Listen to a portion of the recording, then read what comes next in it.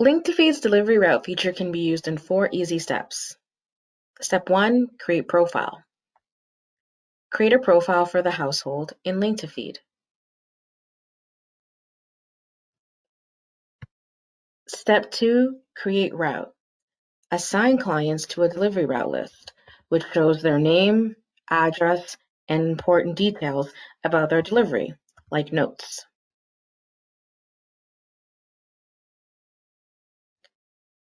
You can also drag and drop to reorder the list.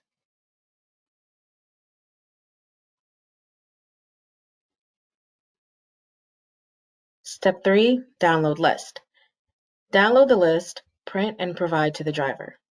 Drivers can also access the list on their mobile device. You can also click on Optimize with Google, where the list will sort itself automatically based on the addresses and will provide the best route for the driver.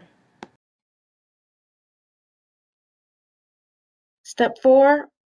Record completed deliveries. Click the names of the clients who received their delivery. This data can then be reported on in the Link to Feed reporting suite.